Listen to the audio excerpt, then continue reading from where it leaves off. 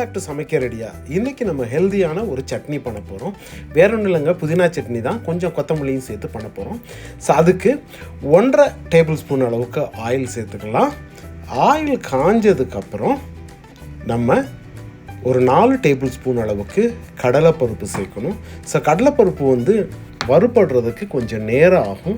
So அதனால் கடலைப்பருப்பு போட்டு ஒரு 2 மினிட்ஸ் நல்லா வறுத்ததுக்கு அப்புறம் ஒரு 2 டேபிள் ஸ்பூன் அளவுக்கு உளுந்து சேர்க்க போகிறோம். உளுந்தம்பருப்பு ஃபுல்லான உளுந்தாலும் சரி, இல்லை உடச்ச உளுந்துனாலும் சரி, ஹோலானாலும் சரி, பிரச்சனை இல்லை.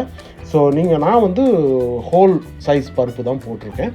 ஸோ உளுந்தம்பருப்பு போட்டிருக்கேன். ஸோ நீங்கள் வந்து எந்த பருப்பு வேணாலும் சேர்த்துக்கலாம். ஸோ பாருங்கள், இப்போ வந்து ஒரு 2 மினிட்ஸ் ஆகிடுச்சு. ஆனதுக்கப்புறம் இப்போ நம்ம உளுந்து சேர்த்து நல்லா இதை வந்துட்டு நல்லா ரெண்டும் வந்து கோல்டன் ப்ரௌன் ஆகிற வரைக்கும் நம்ம வறுக்கணும். ஸோ இந்த புதினா சட்னியில் ஏன் வந்து நான் ஹெல்தின்னு சொன்னேன்னா, இதில் வந்து fibre, vitamin A, vitamin C, iron, calcium, அதே மாதிரி வந்து இது ஒரு நல்ல ஆன்டாக்சிடென்ட்டும் சரிங்க. ஸோ அதனால் வந்துட்டு இது வந்து ரொம்ப ஹெல்த்தியான ஃபுட்டு. இதோட கொத்தமல்லியும் சேர்க்குறோம். ஸோ அதனால் வந்துட்டு ரொம்ப டைஜஸ்டிவ் சிஸ்டத்துக்கு ரொம்ப அதாவது யூஸ்ஃபுல்லாக இருக்கும். அதே மாதிரி வந்து இம்யூனை பூஸ்ட் பண்ணுறதுக்கும் ரொம்ப ஹெல்ப்ஃபுல்லாக இருக்கும். இப்போ வந்து இது கோல்டன் ப்ரௌன் ஆகிடுச்சு. ஆனதுக்கப்புறம் நம்ம ஒரு 5 பச்சை மிளகா, 10 காய்ந்த மிளகாய். ஸோ இது வந்து என்னோடய காரத்துக்கு நான் சேர்த்துருக்கேன். உங்கள் காரத்துக்கு நீங்கள் அதுக்கேற்ற மாதிரி அட்ஜஸ்ட் பண்ணிக்கோங்க. ஏன்னா வந்து நான் போட்ட மெஷர்மெண்ட் பார்த்தீங்கன்னா நார்மலாக கரெக்டாக இருக்கும்.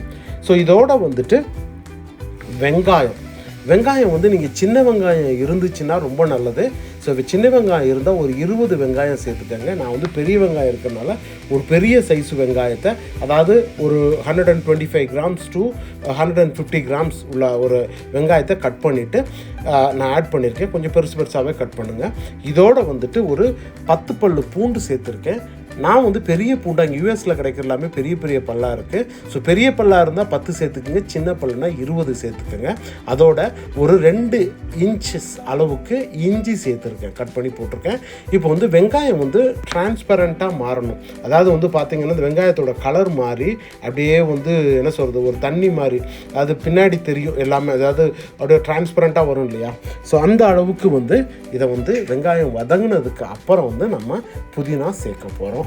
ஸோ அதுக்கு முன்னாடி என்ன பண்ணுறோன்னா புளி சேர்க்கலாம். புளி எவ்வளோ சேர்க்கணும்னா, ஒரு சின்ன, அதாவது புளியாக இருந்துச்சுன்னா சின்ன லெமன் சைஸில் ஒரு 3/4 அளவு லெமன் அளவுக்கு சேர்த்துக்கலாம். இப்போ நான் வந்து எனக்கு வந்து பேஸ்ட் இருக்குது. ஸோ பேஸ்ட் இருக்கிறதுனால 1 டீஸ்பூன் அளவுக்கு பேஸ்ட் சேர்த்துருக்கேன். ஸோ சேர்த்துட்டு நல்லா வதக்கிடலாம். பாருங்கள், இப்போ வெங்காயம் நல்லா டிரான்ஸ்பரண்ட்டாக ஆகிடுச்சு. இப்போ வந்து நம்ம என்ன பண்ண போகிறோம்னா, இதில் வந்து புதினா சேர்க்க போகிறோம். ஸோ அதுக்கப்புறம் கொத்தமல்லியும் சேர்க்க போகிறோம். ஸோ புதினா எவ்வளோன்னு பார்த்தீங்கன்னா, புதினா வந்துட்டு ஒரு 2, அதாவது என்ன சொல்கிறது, இந்தியாவில் கிடைக்கிறதுனா 2 கட்டு அளவுக்கு நீங்கள் சேர்க்கலாம். இங்கே வந்து அப்படி கட்டுக்கட்டாக கிடைக்கிறது கிடையாது.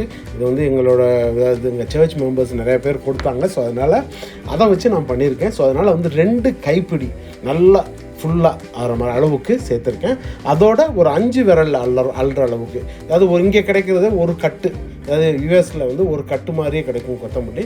ஸோ ஒரு கட்டு அளவுக்கு. இப்போ இந்தியாவில் கிடைக்கிறதுனா ஒரு 1/4 கட்டு அளவுக்கு, ஏன்னா அந்த கட்டு வந்து ரொம்ப பெருசாக இருக்கும். ஸோ அந்த 1/4 கட்டு அளவுக்கு நல்லா சேர்த்து வதக்கணும். வதங்க பார்த்தீங்கன்னா இது சுருங்கிடும். இது எவ்வளோ நேரம் வதக்கணும், ஒரு 2 to 3 மினிட்ஸ் வதக்கினா போதும். டோட்டலாகவே இது வந்து ஒரு 10 to 15 மினிட்ஸில் கரெக்டாக ரெடி ஆகிடும். ஸோ வதக்கினதுக்கப்புறம் ஒரு கப்பு அளவுக்கு தேங்காய் சேர்த்துருக்கேன். தேங்காய் வந்து நான் துருவின தேங்காய். இன்கேஸ் வந்து நீங்கள் துருவுறதுக்கு வழி இல்லைன்னா என்ன பண்ணலாம், 4 பத்தை தேங்காய் எடுத்துகிட்டு அதை வந்து நீங்கள் மிக்சியில் போட்டு ஜஸ்ட் அப்படி அடித்து எடுத்துட்டிங்கனாலே அந்த திருகின பதத்துக்கு வந்துடும். ஸோ ரொம்ப அடிச்சிடாதீங்க, ஸ்லைட்டாக அடிச்சிங்கனாலே அந்த திருகின பதத்துக்கு வந்துடும். இப்போ இது வந்து தேங்காய் எப்போ சேர்க்கணும்னா, ஸ்டவ்வை ஆஃப் பண்ணிவிட்டு தான் நீங்கள் சேர்க்கணும். ஸோ சேர்த்துட்டு ஜஸ்ட் அப்படி மிக்ஸ் பண்ணிவிட்டு ஆற வச்சிடணும். ஆற வச்சுட்டு தான் நம்ம வந்து இதை வந்து மிக்சியில் போட்டு நல்லா அரைக்க போகிறோம். ஸோ ஆறுற வரைக்கும் நம்ம வந்துட்டு வெயிட் பண்ணணும். அதுக்கு முன்னாடி அரைச்சிங்கன்னா என்ன ஆகுன்னா, சில நேரம் வந்து இந்த ஃபியூம்ஸ் வந்து உள்ள ஆவி சேர்ந்து மிக்சி வந்து டப்புன்னு அடிக்கிறதுக்கு சான்சஸ் இருக்குது. அதாவது இந்த லிட்டு வந்து ஓப்பன் ஆகிடும். ஸோ அதுக்காக தான். அதனால் ஆறுற வரைக்கும் நீங்கள் வெயிட் பண்ணுங்கள். ஒரு 10-15 மினிட்ஸில் ஆறிடும். ஸோ அதனால் வந்து அது வரைக்கும் வெயிட் பண்ணி அரைங்க. ஸோ இப்போ நம்ம ஆட் பண்ணியாச்சு. ஆட் பண்ணிவிட்டு இதோட கொஞ்சமாக தண்ணி ஊற்றி அரைக்க போகிறோம். ஸோ இது வந்து இந்த புதினா வந்து உங்களுக்கு வந்து ஓரல் ஹெல்த், அதாவது மவுத்தை வந்துட்டு வாயை வந்து ஸ்மெல் இல்லாமல் வைக்கிறதுக்கும் ஸ்ட்ரெஸ் மேனேஜ்மெண்ட்டுக்கும் ஹெல்ப் பண்ணுதுன்னு சொல்கிறாங்க. ஸோ அதனால் வந்துட்டு இது வந்து ரெகுலராக சேர்க்குறது ரொம்ப ரொம்ப நல்லது. இதோட தேங்காயும் இருக்குது. ஏன்னா கொலஸ்ட்ராலை கண்ட்ரோல் பண்ணுறதுக்கு தேங்காய் ஹெல்ப் பண்ணணும்னு சொல்லிட்டு என்னோட தேங்காய் பால் சாதத்தோட வீடியோவில் நான் போட்டிருக்கேன். ஸோ அதனால் வந்து இது எல்லாமே ரொம்ப ரொம்ப நல்லது. கொத்தமல்லியும் சேர்த்துருக்கோம். ரொம்ப ஹெல்த்தியான ஃபுட்டு. பாருங்கள், அரைச்சி எடுத்தாச்சு. இப்படி அரைச்சி எடுத்துகிட்டு கடைசியில் உப்பு சேர்த்துக்கலாம். நீங்கள் வந்து இன்கேஸ் உப்பு சேர்க்கணுன்னா அரைக்கும் போது கல் உப்பு சேர்த்து அரைங்க, கொஞ்சம் நல்லாயிருக்கும், ஹெல்த்தியானது இல்லையா.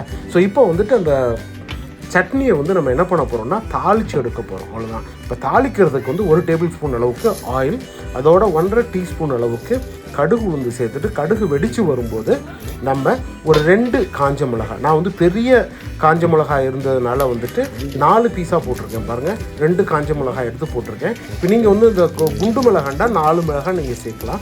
4 மிளகாய் சேர்த்துட்டு அப்படியே ஜஸ்ட் இப்படி வதக்கிட்டு எண்ணெயில் அந்த மிளகாய் வதங்கி வரும்போது நம்ம என்ன பண்ண போகிறோம், கருவேப்பிலை சேர்த்துட்டு அதோட கருவேப்பிலை வந்து ரொம்ப கரிக்கிறாதீங்க.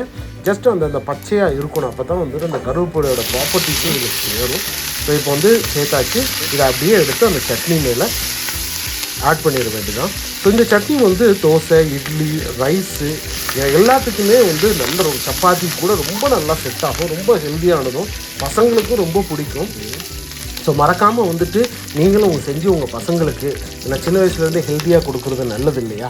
ஸோ பாருங்கள், ரெடி ஆகிடுச்சு. இப்போ நம்ம ஆட் பண்ணியாச்சு. ஸோ அவ்வளோதான், நீ சர்வ் பண்ணுறதுக்கு ரெடியாக இருக்குது. ஸோ நீங்களும் இந்த ரெசிபியை ட்ரை பண்ணி என்னோடய வீடியோஸில் கமெண்ட்ஸ் பண்ணுங்கள். மறக்காமல் லைக் பண்ணுங்கள், ஷேர் பண்ணுங்கள், சப்ஸ்கிரைப் பண்ணுங்கள். அடுத்த வீடியோவில் உங்களை சந்திக்கிறேன். Until then, take care. God bless you all.